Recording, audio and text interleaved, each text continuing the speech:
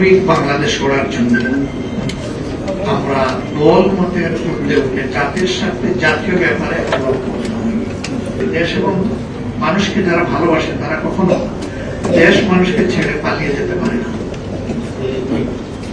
তারা করেননি। বরঞ্চ মীর কাসিম আলী তাদের আরেক সহকর্মী, আমাদের প্রিয় সম্মানিত নেতা, কিন্তু আমেরিকা ছিল।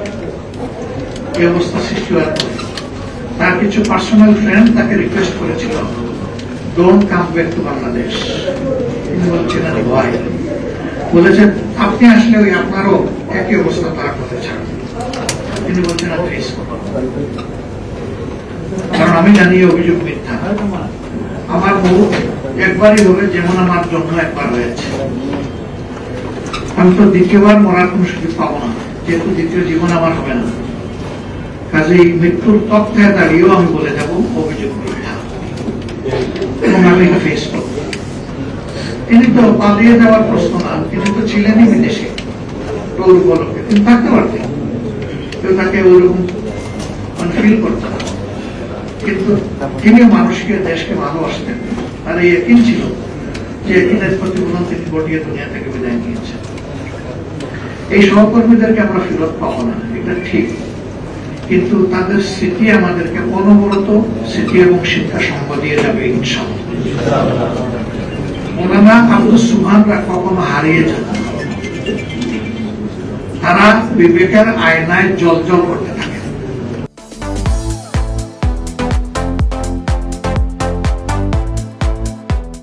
এবং এটি তাদের কর্মের কারণে আল্লাহ আমাকে, আমার সহকর্মীদেরকে রাজনীতির ময়দানে যারা গেছেন তাদেরকে আলোকিত এই জীবনগুলা থেকে শিক্ষা নেওয়ার তৌফিক দান করুন। আজকের সমাজে তার বড়ই প্রয়োজন। তার মধ্যে আমি কখনো হিংসা, প্রতিহিংসা, জেদ এগুলো দেখিনি। তার মতো একজন বিজ্ঞ প্রাজ্ঞ নেতা বিভিন্ন ফোরামে মত দিতেন, কিন্তু যখন তার মতের অপর পক্ষে গিয়ে অন্য মতটা শক্তিশালী হয়ে যেত, তিনি সবার আগে বলতেন আমার মতামত, এটাই আমার মত। এই যে উদারতা, এই যে সাহসিকতা, এটা আমাদেরকে সঞ্চয় করতে হবে। আমি মাবরুরকে বিশেষভাবে ধন্যবাদ জানাই, একটা পবিত্র জিম্মাদারি সে আঞ্জাম দিয়েছে। আমি আল্লাহর দরবারে দোয়া করি আল্লাহ তাআলা তার হৃদয়ে এবং তার হাতে বরকত দান করুন।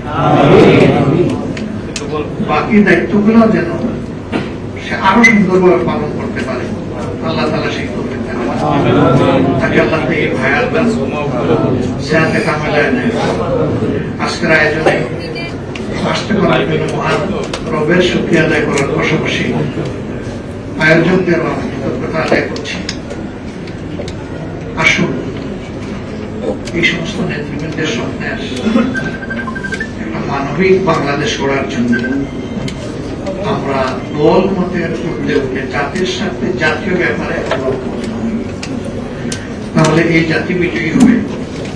ব্যক্তিগতভাবে কেউ পরাজিত হতে পারে, কিন্তু জাতি বিজয়ী হয়ে যাবে ইনশাআল্লাহ। সেই জাতির বিজয় চমকা বেজে উঠুক, আল্লাহর দরবারে সেই তৌফিক কামনা করে সবাইকে কৃতজ্ঞতা, ধন্যবাদ, অভিনন্দন জানিয়ে আমার বক্তব্য এখানেই শেষ করছি। আসসালামু আলাইকুম ওয়া রাহমাতুল্লাহ।